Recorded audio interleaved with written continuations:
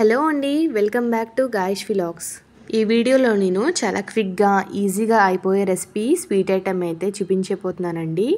రవ్వ లడ్డు. మీలో ఎంతమందికి రవ్వ లడ్డు ఇష్టమో నాకైతే కమెంట్ చేయండి. చాలా టేస్టీగా అయితే వస్తుంది ఇలా చేస్తే. సో ముందుగా 250 గ్రాముల నెయ్యి అయితే యాడ్ చేసుకోండి. నెయ్యి అనేది ఎక్కువ యాడ్ చేసుకోండి వేపుకుంటే రవ్వ అనేది. ఈ రవ్వ లడ్డూలు చాలా టేస్టీగానే ఉంటాయండి. ఇది వచ్చేసరికి హోమ్ మేడ్ గీ అండి. మీ దగ్గర హోమ్ మేడ్ గీ ఉంటే హోమ్ మేడ్ గీ యూజ్ చేయండి, అదే చాలా టేస్టీగా ఉంటుంది. ఆ నెయ్యి అనేది కొంచెం హీట్ అయిన తర్వాత 1 kg బొంబాయి రవ్వ అయితే వేసుకోండి. అదేనండి ఉప్మా రవ్వ. ఈ ఉప్మా రవ్వ వచ్చేసి కొంచెం దోరగా అయితే వేయించుకోండి. ఇలా వేయించుకుంటున్నప్పుడు ఫ్లేమ్ అనేది మీడియంలో పెట్టి అయితే వేయించుకోండి. సో మీరు ఫ్లేమ్ హైలో పెడితే ఈ రవ్వ అనేది ఈజీగా మాడిపోతుంది, అలాగైతే టేస్ట్ ఉండదు. సో మీడియం ఫ్లేమ్లో పెట్టి రవ్వ అనేది వేపుకుంటే చాలా టేస్టీగా ఉంటుందండి.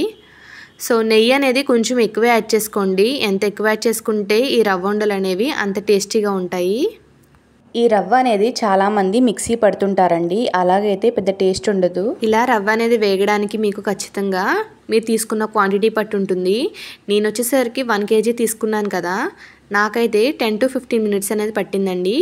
లో ఫ్లేమ్లోనే కొంచెం దోరగా కలర్ అనేది చేంజ్ అయ్యే వరకు అయితే ఫ్రై చేసుకోండి. అలాగా కలర్ చేంజ్ అవ్వడంతో పాటు మంచి స్మెల్ అనేది వస్తుందండి. సో అలా నెయ్యి వేసుకుంటే అయితే మీరు దోరగా వేయించుకోండి. ఈ రవ్వ లడ్డూలు వచ్చేసరికి ఒక్కొక్కరు ఒక్కో విధంగా చేస్తుంటారు. కొంతమంది కొబ్బరిని వేసి చేసుకుంటారు, అలాగే కొంతమందిని షుగర్ని పౌడర్ చేసి అయితే వేసుకుంటారు. అలా మీరే విధంగా చేస్తారో నాకైతే కమెంట్ చేయండి. సో ఇలా దోరగా అయితే వేయించుకున్నాక మీకు రేటింగ్ స్టవ్ ఆఫ్ చేసేసుకోండి. ఇప్పుడు 1 kg ఉప్మా రవ్వకి 500 grams షుగర్ అనేది పడుతుందండి. కేజీ రవ్వకు వచ్చేసరికి 1/2 kg షుగర్ అయితే ఖచ్చితంగా పడుతుంది. మీరు షుగర్ని అయితే పౌడర్ చేయకోకుండా ఇలా డైరెక్ట్గా క్రిస్టల్స్లో అయితే వేసేసుకోండి. నేను వచ్చేసరికి 1 kg రవ్వనైతే తీసుకున్నాను కదండి, 500 grams ఒకసారి, అలాగే మిగతా 500 grams అయితే ఒకసారి అయితే వేయించుకున్నాను. ఇలా రవ్వ వేగిన వెంటనే మీరైతే షుగర్ యాడ్ చేసేస్తే ఆ షుగర్ క్రిస్టల్స్ అనేవి కొంచెం కరుగుతాయండి ఆ వేడికి. సో మరీ ఎక్కువ కరగకూడదు, అలా మీరు కొంచెం గోరువెచ్చగా ఉన్నప్పుడైతే వేసేసుకోండి షుగర్ అనేది ఇలా పలుకులుగా ఉంటేనే తిన్నప్పుడు చాలా టేస్టీగా ఉంటాయండి. చాలామంది పౌడర్ చేసుకుని వేసుకుంటుంటారు, అదంత టేస్టీగా ఉండదు. ఇప్పుడు వచ్చేసరికి 2 glasses పాలనేవి ఇలా కాచుకోండి. సో పాలనేవి చిక్కగా అయితే కాచుకోండి. సో ఇప్పుడు 4 లేదా 5 స్పూన్ల ఇలాచీ పౌడర్ అయితే వేసుకుంటే టేస్ట్ అనేది ఇంకా బాగుంటుంది. ఈ ఇలాచీ వచ్చేసి ఈ రవ్వండలకి మంచి టేస్ట్ని అయితే అలాగే మంచి స్మెల్ని అయితే ఇస్తాయండి. సో తప్పకుండా ఇలాచీ అయితే 4 నుంచి 5 స్పూన్లు అయితే యాడ్ చేసుకోండి. సో నేను చూపించాను కదా, ఫస్ట్ ఒక 1/2 kg అయితే వేయించుకున్నాను, మరొక 1/2 kg అయితే తర్వాత వేయించుకున్నాను. సో ఇప్పుడు మీరు షుగర్ క్రిస్టల్స్ అనేవి మధ్యలో ఉన్నాయి కదా, అప్పుడు మీరు వేయించుకున్నది అయితే పైన వేస్తే అలా షుగర్ అనేది కొంచెం కరుగుతుందండి. అప్పుడు మీకు పంచదార పలుకులు కొంచెం పెద్దగా ఉండకుండా కొంచెం చిన్నగా అవుతాయి. ఇప్పుడు ఆ వేడిగా ఉన్నప్పుడే మీరు మొత్తానికి ఒకసారి కలిసేటట్టయితే అలా నేను చూపిస్తున్నట్లుగా ఒకసారి గరిటెతో అయితే తిప్పుకోండి.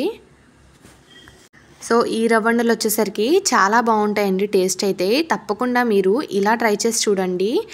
చాలా ఫాస్ట్గా ఈజీగా టేస్టీగా అనేవి రెడీ అయిపోతాయి. ఎటువంటి పాకం పెట్టే పని లేకుండా చాలా ఫాస్ట్గా ఈజీగా టేస్టీగా అయిపోయే రెసిపీ అండి ఈ రవ్వండలు. సో తప్పకుండా ఈ రెసిపీని మీ ఇంట్లో వాళ్ళ కోసం అయితే ట్రై చేయండి. సో పాలు అనేవి ఇలా ఒకసారి పొంగొస్తే సరిపోతుంది. ఇంక మీరు స్టవ్ ఆఫ్ చేసేసి కొంచెం ఈ పాలు అనేవి గోరువెచ్చ కన్నా కొంచెం హీట్ ఉండేలా చూసుకోండి. మీకు కనుక నా వ్లాగ్స్ కానీ నచ్చినట్లయితే ఖచ్చితంగా సబ్స్క్రైబ్ అయితే చేసుకోండి. ఈ వీడియో కనుక నచ్చినట్లయితే లైక్ చేయండి. సో ఇప్పుడు పాలు అనేవి కొంచెం గోరువెచ్చ కంటే కొంచెం హీట్గా ఉన్నప్పుడు ఇలా మీరు కొంచెంగా వేసుకుంటూ రవ్వ మొత్తాన్ని కలిసేటట్టయితే కలుపుకోండి. ఖచ్చితంగా 1 kg రవ్వకైతే 1 or 2 glasses పాలు అయితే ఖచ్చితంగా పడతాయండి. ఇలా పాలు వేసుకున్న తర్వాత మొత్తాన్ని కలిసేటట్టయితే ఒకసారి కలుపుకోండి. ఇప్పుడు మీరు ఉండ అవుతుందా లేదా అనేది ఒకసారి చెక్ చేసుకోండి. ఒకవేళ మీకు కనుక ఉండ అవ్వకపోతే మరికొన్ని పాలు అయితే యాడ్ చేసుకోవచ్చు, ఏం పర్వాలేదు. సో పాలు అనేవి కొంచెం చిక్కగా ఉండేటట్టయితే చూసుకోండి. మీలో ఎంతమంది ఇలా పాలు వేయకుండా వేయించిన రవ్వ అలాగే షుగర్ కలిపిందంటే ఇష్టపడతారు, నాకైతే కమెంట్ చేయండి. సో ఎప్పుడు టేస్ట్ చేయకపోతే తప్పకుండా టేస్ట్ చేయండి, అలా కూడా బాగుంటుంది.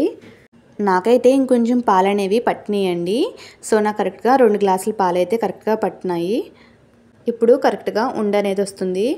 మీలో ఎవరికన్నా డ్రై ఫ్రూట్స్ యాడ్ చేసుకోవాలనుకుంటే చేసుకోవచ్చు, అది మీ ఆప్షనల్ అండి. మీకు ఇష్టం ఉంటే డ్రై ఫ్రూట్స్ యాడ్ చేసుకోవచ్చు, యాడ్ చేసుకోకపోయినా చాలా టేస్టీగా ఉంటాయండి. సో చూస్తున్నారు కదా రవ్వ ఉండ అనేది ఎంత పర్ఫెక్ట్గా వచ్చిందో.